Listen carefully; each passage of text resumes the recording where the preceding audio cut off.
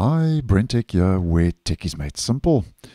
So Microsoft is starting to show us a bit of the work that it's been doing in its overall to the recall feature, which, as I've mentioned previously, is an AI-powered tool that takes screenshots of your activity on your PC, which started rolling out with Copilot Plus PCs in June of this year. And then due to a lot of public backlash for privacy and security reasons, Microsoft pulled and postponed recall. And the work and the overall and the updates that Microsoft has been doing behind the scenes basically come in response to those concerns raised after initial plans to launch recall in June were postponed. Now, just to go through some of the work Microsoft has been doing, which they announced a couple of days ago. And Microsoft has confirmed that recall will still be an opt-in experience that will be off by default. And the good news is you will still be able to say yes or no to enable the feature. So it's off by default, and there will be two distinct buttons, as we can see. One saying yes and one saying no.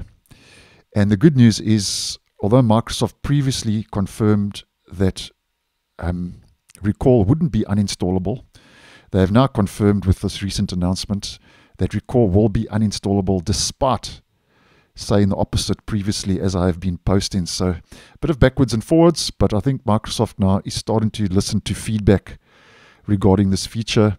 So it will be fully uninstallable, which I think will be good news.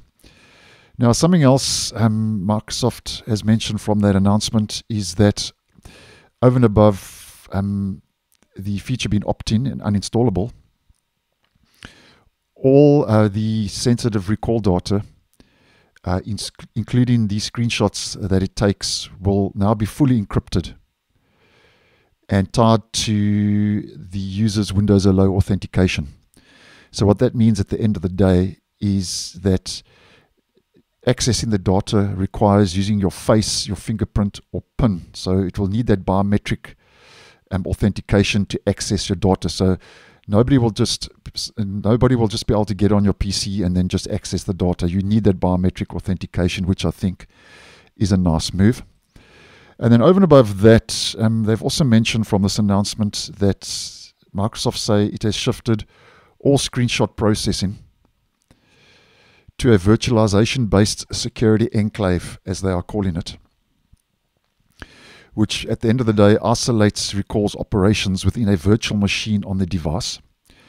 So they mentioned that the user interface app layer has no direct access to the actual screenshots or the database, and data is only passed to the app's memory temporarily when the user interacts with recall and authenticates through Windows Hello, as mentioned, using your face, fingerprint, or a PIN, so using that biometric authentication. Over and above that, they mentioned that recall will only function on Copilot Plus PCs that meet specific security requirements, including BitLocker encryption and virtualization-based security. So quite a lot of security factors are going on behind the scenes and under the hood, so to speak, with these changes now that Microsoft has made. And Microsoft says that you will also be able to filter specific apps and websites from recall, and sensitive content filtering will automatically block health and financial websites from being stored, which I think is good news, and I think that goes without question and without saying that you don't want that data getting out, so to speak.